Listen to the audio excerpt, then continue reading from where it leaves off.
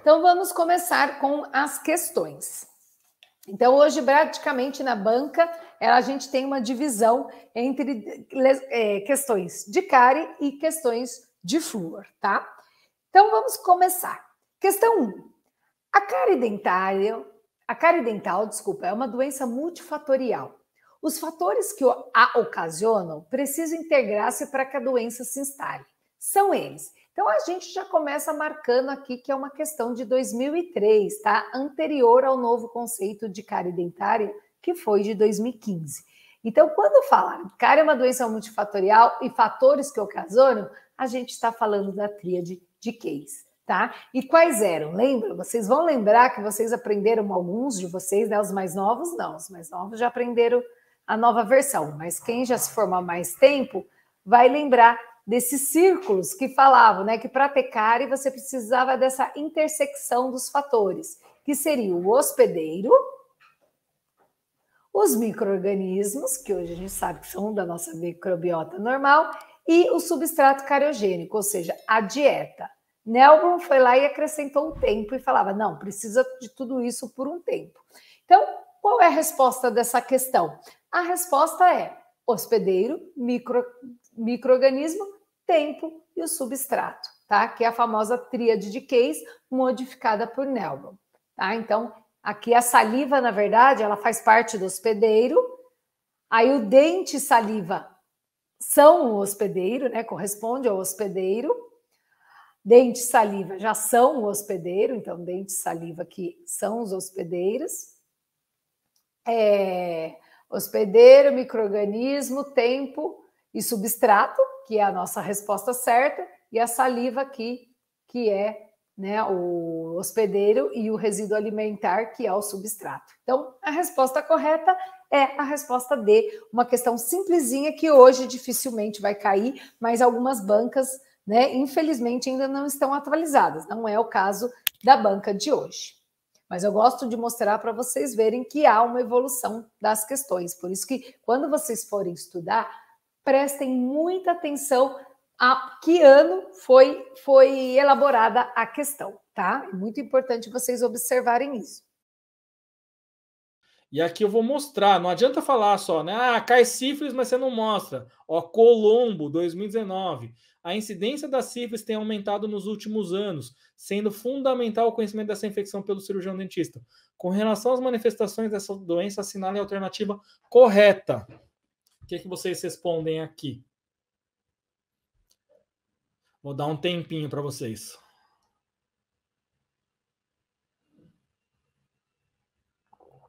Ô, João, será muito bem-vindo. O João falou, vou fazer o curso com vocês, top direto. Bora!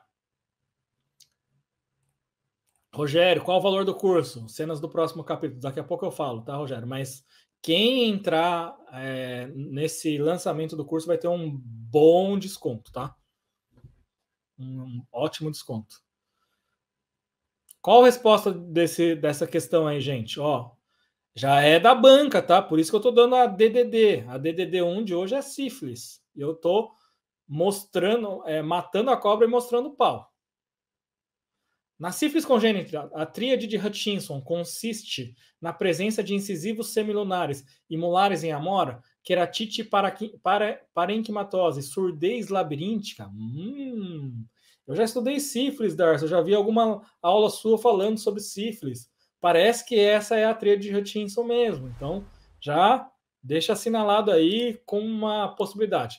B, na fase secundária da sífilis, as manifestações bucais são patognomônicas. Não são patognomônicas. Lembra que sífilis secundária é qualquer placa mucosa. Isso não é patognomônico de sífilis, tá? C, o aparecimento do cancro duro em boca pode demonstrar que o período de latência da sífilis secundária terminou. Não. O aparecimento do cancro duro indica sífilis primária. Então não é que a sífilis secundária terminou. D, o fato do treponema pallidum, que é a bactéria causadora da sífilis, estar presente nas lesões bucais da sífilis, torna difícil o diagnóstico da doença por meio de testes sorológicos? Não. Sendo preferível a realização de esfregaços diretamente nas lesões? Não. Sempre os exames mais recomendados são os sorológicos, VDRL, TPHA, FTBS, que são os específicos. E na fase primária, além das diversas manifestações bucais, o paciente pode apresentar exantema não pruriginoso em pele e afeta o apetite, e falta de apetite. Esse exantema não pruriginoso geralmente é na fase secundária, não na primária. Na primária só tem uma lesão única, que é a lesão de cancro. Por que chama cancro? Porque parece uma lesão de câncer. Então, a alternativa correta, a alternativa A. Para ter um corpo magro, a questão aí de 2019, Prefeitura de Curitiba, fiscal. Vamos lá. Para ter um corpo magro e saudável, não basta contar calorias. Os métodos de emagrecimento mais eficazes são aqueles... Olha o que temos aqui. Na letra A banca sugere colocar o onde. Gente, eu posso fazer isso? Ó, os métodos de emagrecimento mais eficazes são aqueles onde... Gente, método de emagrecimento é lugar? Não. Então, ó, o onde está fora de cogitação. Eu já consigo eliminar a letra A e eu já consigo eliminar a letra E. Até aí, tudo bem? Tudo tranquilo, né? Então, vamos continuar. Aí eu tenho as opções aqui, né? São aqueles em que, nos quais, em que. Ok, não posso mudar muita coisa, não posso resolver muita coisa por enquanto, porque são equivalentes aqui. Vamos olhar a próxima situação. Tanto a dieta quanto os exercícios fazem parte da rotina de quem pretende eliminar os quilos extras. A explicação, a segunda opção aqui, ó, a explicação é por quê, onde ou por quê.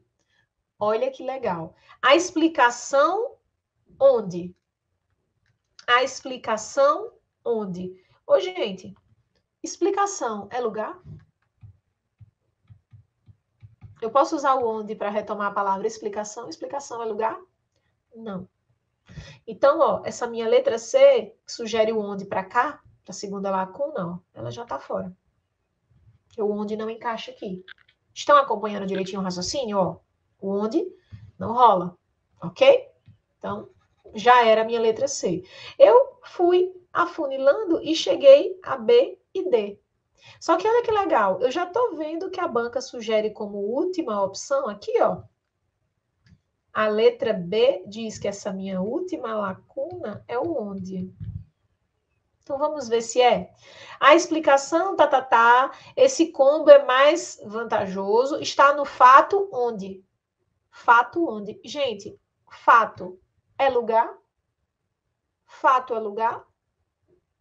Não. Então, eu não posso usar o onde aqui.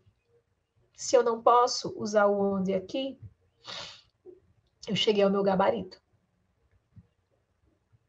Aí agora a gente vai checar. Mas eu cheguei ao meu gabarito. Porque eu não tenho nenhum contexto que me permita usar o onde. Eu não consigo usar o onde nem na primeira lacuna, nem na segunda, nem na terceira. Então, aqui, ó, não dá, não dá. Na letra A e nem na letra E, que a primeira opção seria onde. Eu não posso usar na letra C, porque a segunda lacuna traz onde. Eu não posso a B, porque a última lacuna traz o onde. Então, só me resta a letra D de dado. A gente conseguiu chegar ao gabarito. Vamos fazer um teste. Fazer as substituições aqui. Ela sugere o em que. Sugere o porquê separado. Super interessante. E sugere o de quê. Detalhe, viu, gente? A gente vai falar sobre isso aqui, mas lá na hora da prova, o que eu vou querer é o seguinte. Se você conseguir, se você sabe, por exemplo, que o gabarito é letra D e você está confiante nisso, você marca. Não interessa se você tem alguma dúvida em relação às outras letras, você marca. E do mesmo jeito, pode acontecer o contrário. O gabarito, você pode, caramba, eu não tenho certeza se essa letra está perfeita. Mas eu tenho certeza absoluta de que a A está errada, a B está errada, a C está errada e a E está errada. Então, se eu tenho certeza que as outras não podem ser o gabarito, o que eu faço? Eu marco a letra D tranquilamente. Eu eliminei com certeza, com convicção as outras. Então, eu marco a letra D também. Então, eu posso chegar ao meu gabarito por um desses dois caminhos. Ou cravando o gabarito de primeira, ou eliminando as alternativas equivocadas e chegando a ele da mesma maneira. Beleza? Então, vamos dar uma olhada aqui. Olha só. Os métodos de emagrecimento mais eficazes são aqueles em que tanto a dieta quanto os exercícios fazem parte da rotina. Perceba, gente. Tanto a dieta quanto os exercícios fazem parte da rotina em quê? Nos métodos. Em que situação? Na situação dos métodos. É por isso que eu tenho a utilização do em que aqui. Não apenas do que, mas do em que. Por quê? Porque a dieta e os exercícios fazem parte da rotina em um método. Em um método. Então, a gente não pode usar somente o que, mas a gente precisa desse em um método. E aí, ó, a explicação pela qual esse combo é mais vantajoso. Galera, quando eu tiver a ideia de pelo qual, é o porquê desse jeitinho aqui, separado, né? Uma preposição e um pronome relativo. Isso aqui é pronome relativo. Então, se você quiser, para você facilitar a sua vida, isso aqui é igual a pelo qual ou pela qual. Como é a explicação? Pela qual. Se eu chego e digo assim, olha que legal. Deixa eu colocar aqui registrado. Atenção, ó. As ruas por que andei eram lindas. Ó, as ruas por que andei. O que é isso aqui? O sentido é de pelas quais, as ruas pelas quais andei. Então, você vai utilizar o porquê desse jeitinho. Isso aqui é igual, ó, a pelas quais. Dá uma olhada. A explicação pela qual esse combo é mais vantajoso, esse combo é mais vantajoso pela explicação tal. Pela explicação. Por isso que eu tenho um pela qual aqui, no caso, um porquê separado, que é equivalente.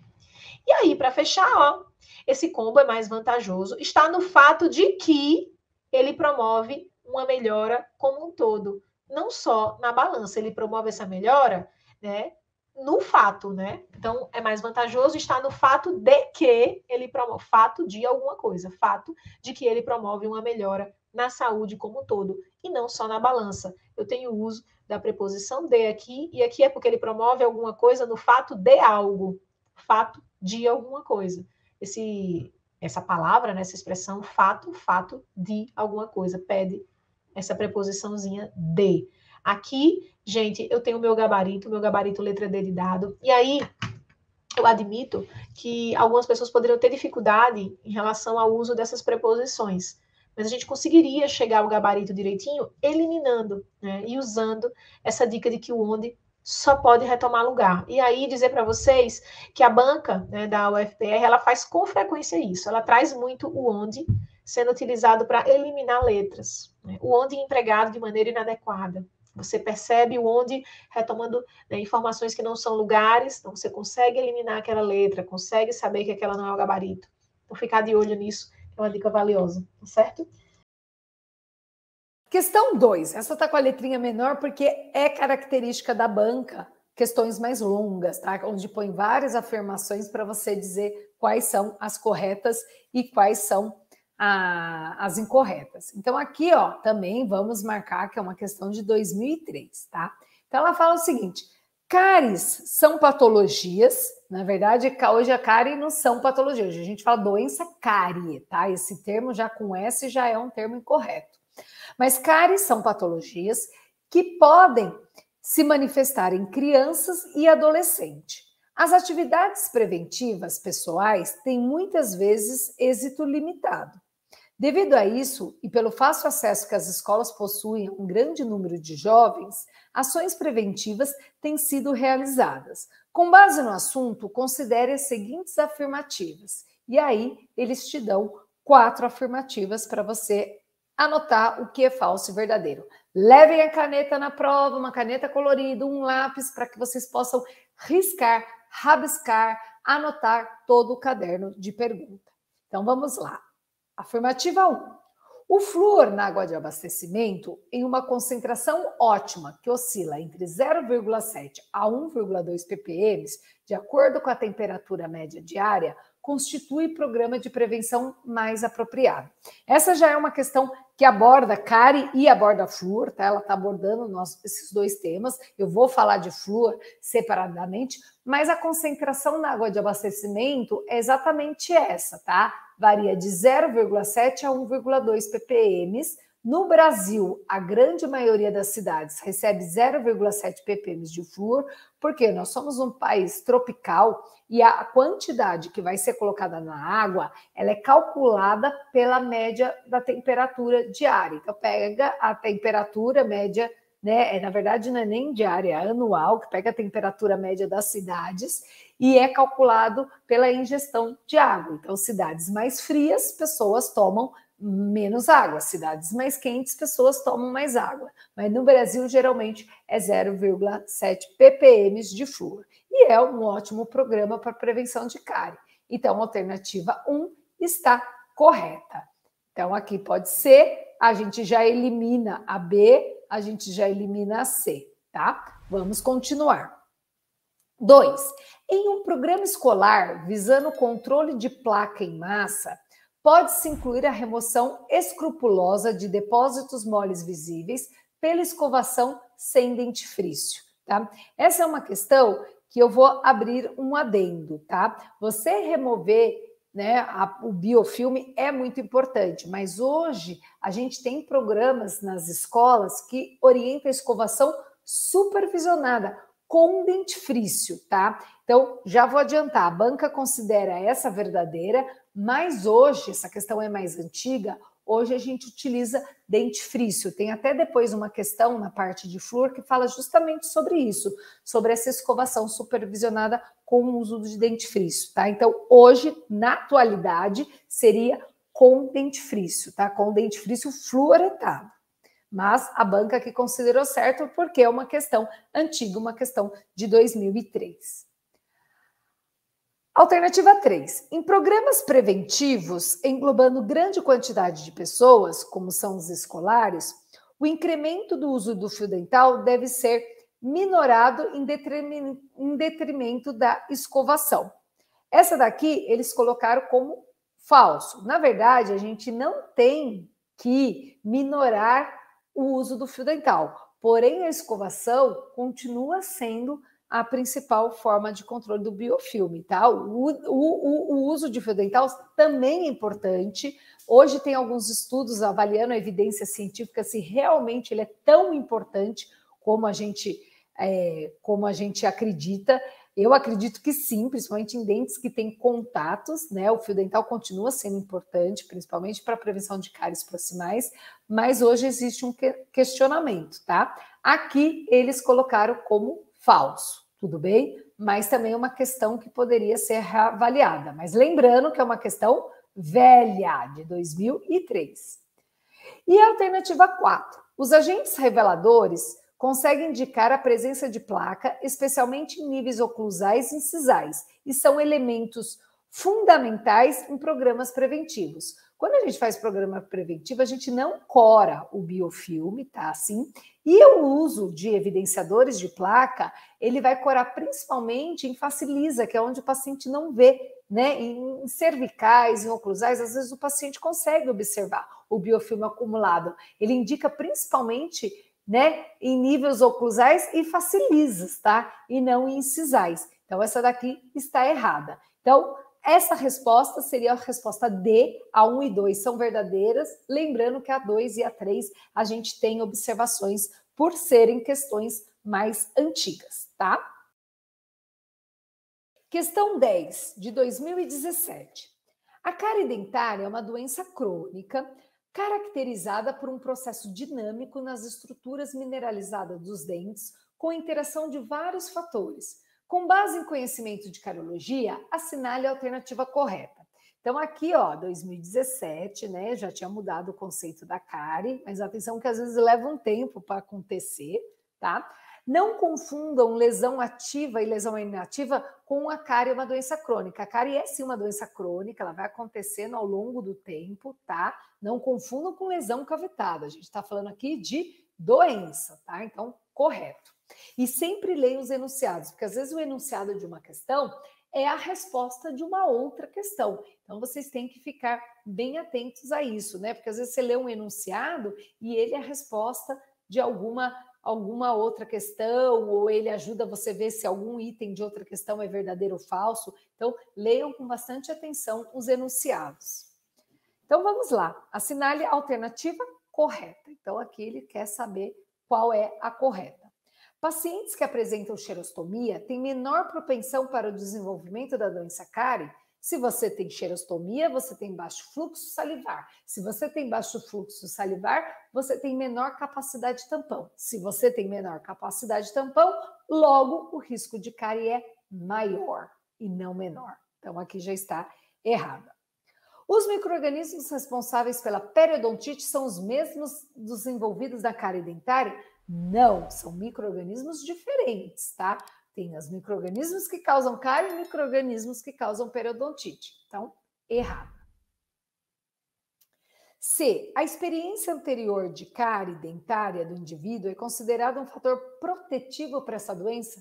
Não, não é doença infectocontagiosa, não é uma doença que você cria imunidade. Então, a experiência anterior de cárie, pelo contrário, é um fator de risco. Se ele já esteve doente uma vez, é porque ele pode ficar doente de novo. Então, não é um fator protetivo. Errada. Os produtos derivados do amido, usados simultaneamente com a sacarose, são considerados de baixa cariogenicidade para a dentina e para o esmalte? Pelo contrário, o amido puro, o amido in natura, ontem até dei uma aula no curso de pós e uma aluna perguntou sobre o amido, né? O amido puro, ele não é cariogênico, tá? O amido da batata, do arroz puro. Porém, o amido, quando ele sofre a lise, ou seja, a hidrólise na indústria, né, para a produção de produtos ultraprocessados, ou então quando ele é adicionado de algum tipo de açúcar, ele se torna altamente cariogênico, tá? Então, essa daqui está errado, porque o amido com a sacarose, ele é altamente cariogênico, tá? Ele se torna altamente cariogênico.